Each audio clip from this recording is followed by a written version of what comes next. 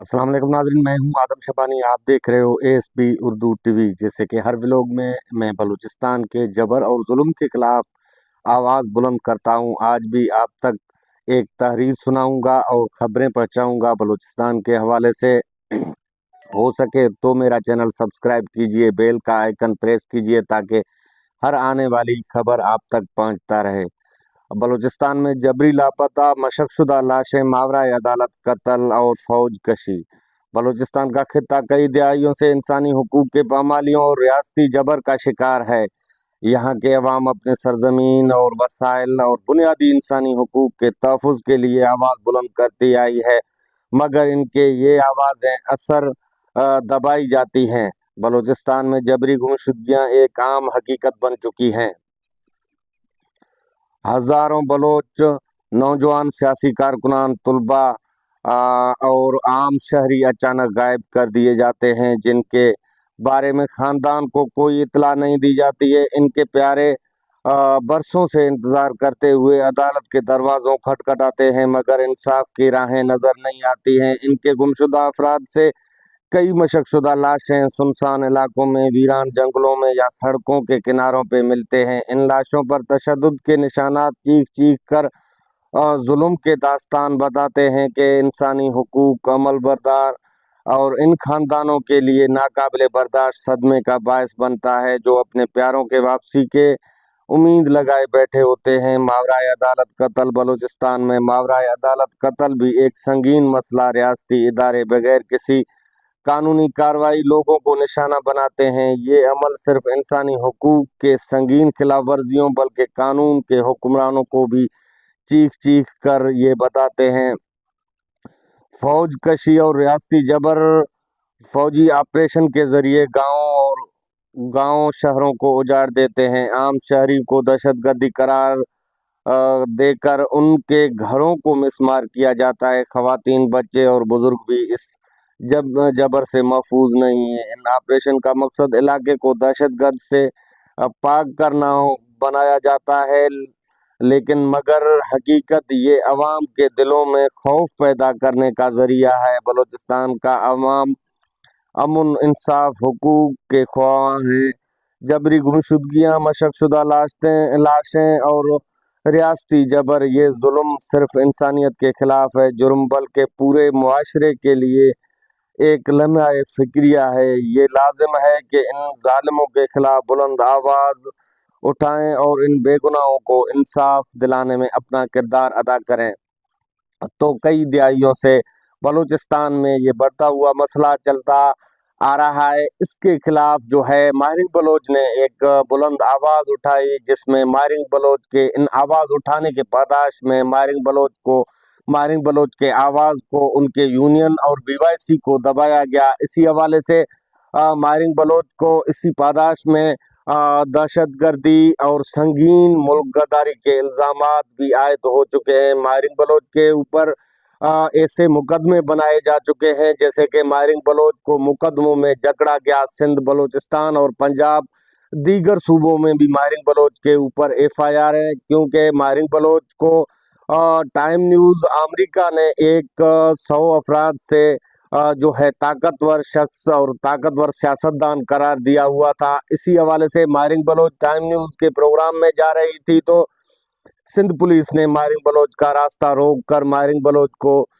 जो है उसकी गाड़ी की तलाशी लेकर माहिर बलोच के ऊपर झूठे मुकदमे किए। वो मुकदमे तो खैर खारिज हो चुके अदालतों के जरिए, लेकिन माहिर बलोच का नाम जो है ECL में डाला गया। माहिर बलोच को दूसरे मुल्कों और दूसरे सफ़र करने की पाबंदी आयद की गई है। BYC समेत सिबतुल्ला शाह, समीदीन बलोच, जैसे कि बीबो बलोच, इनके साथ साथ जो भी लीडरान हैं उनका जो है नाम ECL में डाला गया। इसी हवाले से बलूचिस्तान के जो अवाम थे, बलूचिस्तानी लोग थे, वो यही उम्मीद लगा कर बैठे थे कि हमारे लिए, हमारे गुमशुदा लापता अफराद के लिए जो काम करेगा तो माहिर बलोची करेगा, हमें जो आज़ादी दिलाएगा तो माहिर बलोच दिलाएगी।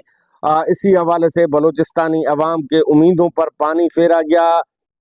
रियासती जबर और जुल्म के दास्तान रकम किए गए हैं और माहिर बलोच के ऊपर झूठे मुकदमों की अंबार लगाए गए हैं। अभी भी बलूचिस्तान के कई इलाकों में जो है इंटरनेट की सहूलियात बंद है। वहाँ जो है ऑपरेशन के नाम पर लोगों को घरों से उठाया जाता है, लोगों को घरों से जो है तंग किया जाता है, लोगों से जो है घर खाली करवाए जाते हैं। वहाँ फौजी चौकियां और छावनियां कायम की जाती हैं। इसी हवाले से बलूचिस्तानी अवाम और बलूचिस्तानी लोगों को, बलोचों को ये खदशात लाक हैं कि हमें जो है पहले ही ऑपरेशन के नाम पर कई दहाइयों से हम जुल्म के चक्की पे पिसे आ रहे हैं, और हमारे ऊपर अभी एक नया ऑपरेशन थोपा गया जो ऑपरेशन के नाम पे हमें घरों और अपने ज़मीन सरजमीन से बेदखल किया जा रहा है। इसी हवाले से बलोच सरदारों के साथ भी